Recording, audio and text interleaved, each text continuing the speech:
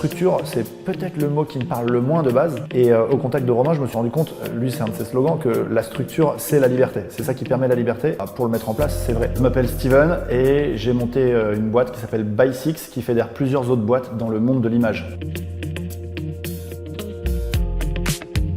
Tout part d'une vision de la vie que j'ai, c'est que quand j'étais gamin, à un moment, je me suis rendu compte qu'on n'avait qu'une seule vie, qu'on allait mourir. J'ai vécu ça comme une grosse injustice et j'ai décidé, quand j'avais 10 ou 11 ans, je crois, que je voulais vivre ma vie à fond, vivre toutes les vies, explorer le monde. Très vite, j'ai commencé à me lancer dans l'art, dans le voyage.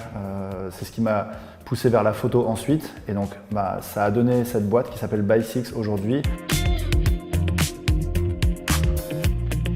Je pense que le chemin entrepreneurial, on n'arrête jamais d'apprendre.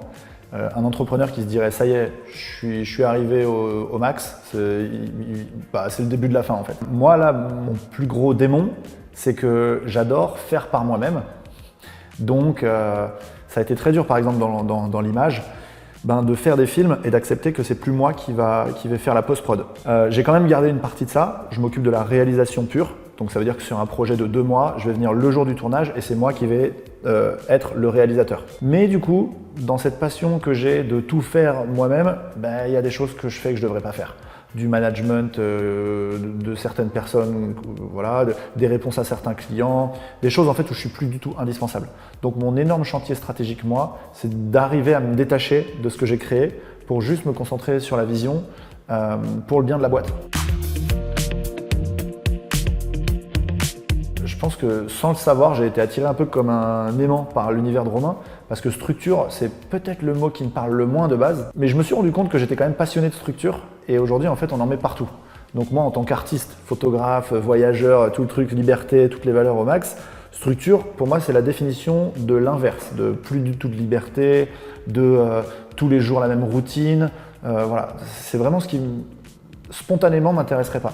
Et au contact de Romain, je me suis rendu compte, lui c'est un de ses slogans, que la structure c'est la liberté. C'est ça qui permet la liberté. En fait, faire que la structure qu'il y a dans ton cerveau, la structure de pensée de ton cerveau devienne une structure de la boîte, qu'elle sorte de ton cerveau et que d'autres gens puissent la reproduire pour que toi tu puisses passer à la version suivante.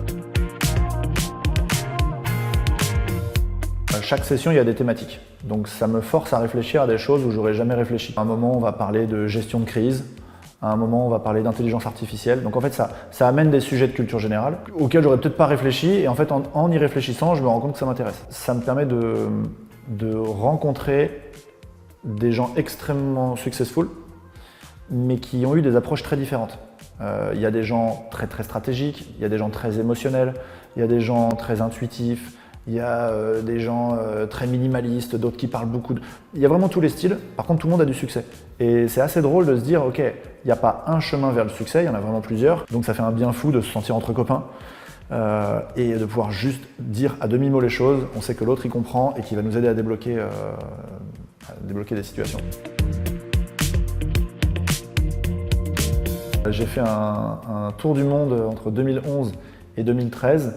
Avec aucun avion, aucun hôtel, donc j'ai dormi chez 700 personnes différentes, ou dehors quand je ne trouvais pas, et aucun bagage. Uniquement passeport, brosse à dents, parce que je voulais pas me défoncer les dents, carte bleue quand même, et un carnet pour écrire, et un appareil photo. Voilà. Donc en fait, c'était comme si j'allais sortir faire les courses avec mon appareil photo, mais tout autour du monde. Je me vois avec des gamins, donc j'ai pas d'enfants encore aujourd'hui. J'ai toujours eu le sentiment que je voulais avoir réussi un peu dans la vie avant de faire des enfants. Là, je commence à me dire que j'ai les épaules pour gérer des business et profiter de mes enfants.